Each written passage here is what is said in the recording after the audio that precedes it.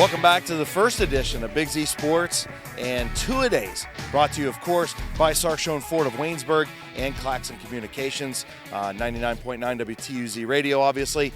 Chris Kale, Adam Saweski here with you. Adam, our first visit, one of our favorite visits, Sandy Valley High School. Absolutely, and it's a beautiful day, sun shining. Temperature's not too hot yet. I'm sure the boys are enjoying that right now, before the temperatures creep up. Yeah, absolutely. And, of course, let's not waste any time. Let's get right into it. Talk to head coach Brian Gamble. And, Coach, a lot of turnover this year, but we're finally back to a 10-game schedule. Talk about how camp's gone so far. It's gone very smooth so far. It's been a good transition. I tell what our guys have worked extremely hard all the way through, our off-season program, our lifting programs. These guys have responded really well, and I'm real happy with our production so far. So, Coach, your fifth season, is it one of those things where you finally get to that 5-year mark and say, okay, everything feels comfortable, or do you still get the butterflies when you come out? Oh, I mean, when you love the game, you get the juices. You know what I mean? So that's always a good thing. And we every day you come out here. I mean, for me personally, I'm so passionate about this game that it's a big deal. Every day I get the juices. When you don't feel it anymore, when you're numb to it, that's a problem. Right. That's when it's time to give it up, right? I mean, yeah, it is what it is. Well, and I got to tell you, you guys come in 7-3 last year, right? You finished up during the COVID year. You were the number 9 seed in Division 5, Region 17, lost to Kirtland in kind of a shootout.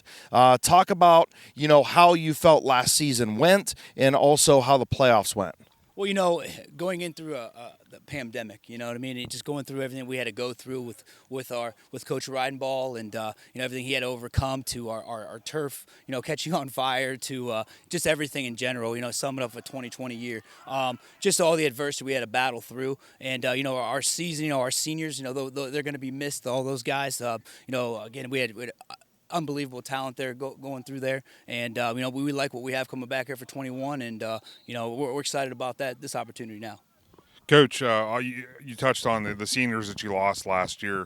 Talk a little bit about those, training camp, two-a-days. What that means is, there's position battles underway. Talk about that a little bit, what you've seen so far. Well, we had a lot of very good individual talents, from the 2020 groups and any years in the past, but we really like our team this year. And I think that's a big thing. Our football team with more football players, that's the makeup that we really like, and that's the makeup that we're trying to go through each and every day. And I think that's a big deal for us. We had some individual talents that were, maybe the best, to come around here in a while. But but this team, is a team game, a team sport, and these guys have been, absolutely from out the gate, from 6 a.m. lifting through every process we put them through. They've responded in a great way. So I'm excited about it.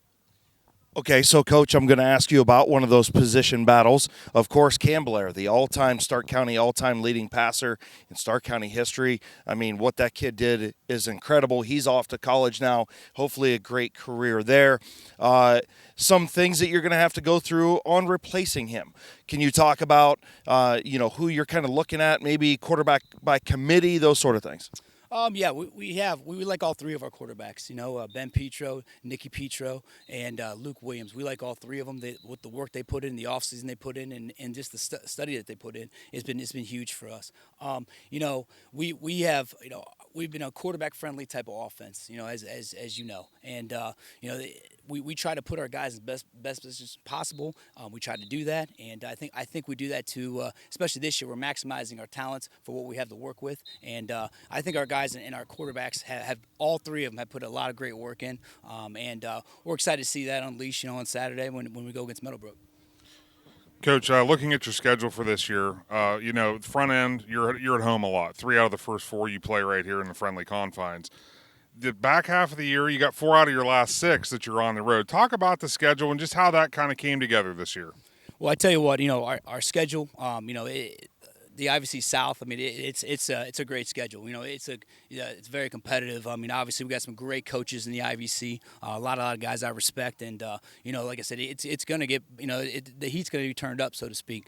But at the same time, we got to be ready by day to day. We're a day-to-day operation here, so we focus on winning today. We'll worry about the rest when those chips fall. But right now, we don't look ahead at all. I can't look ahead at all. I can't even talk about ahead right now. I got to worry about today and getting better today. So. All right, Coach, great answer. When you look at, like Adam had mentioned, the schedule, you guys added Fairless on Thursday night. So you actually open up on Thursday night this year, and then Minerva, Malvern, and Chippewa. Kind of schedule going to change in the future, but this year, still a very strong out-of-conference schedule to get you ready for the IVC. Oh, yeah. I mean, anytime, before you start, league play, you want to get going on the right foot and get these guys going, especially, with a younger group going in on some positions, and get those guys going on the right foot. And, I think our schedule is it's going to be a bear no matter what it is. We're embracing a dogfight, no matter where we're at, who it is, what color jersey they're wearing. No matter if we're home, way, on 77, it doesn't matter.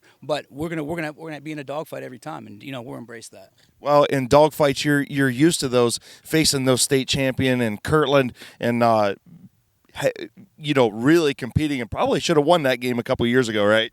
I mean, it was a good game. Yeah. It was, but you know what? Again, Tiger does a great job. So. I know. No, I know. I just wanted to say though, you guys are used to going through those dogfights, and in a dogfight, when you look at that IVC schedule, obviously the crossover game at TCC, and then you play Indian Valley at home, Claymont at home, but you got Ridgewood, Garaway, Tusky Valley all on the road. Talk about the IVC, and like you had mentioned, and how tough it is to play. Probably the toughest conference in our area by far. Yeah, like I said earlier, the coaches that we go against, the players that are there, they've all set cultures like we have as well, and those guys do a great job each and every week. And like I said, it's going to be a dogfight, and it's okay, that's something that we're going to embrace. And I tell you what, our guys, the way they're working, again, I like what we're seeing on the field each and every day, and we'll see where the chips fall at the end. Coach, any other names that we need to kind of be aware of coming out of camp heading into the season besides the Petros like you had mentioned? Yeah, there's quite a few guys. I mean, especially for our guys up front. I think that starts up with up front. With our offensive line. Again, we have a 4-year starter in Wyatt Moyer. We have Jared Drobny in there.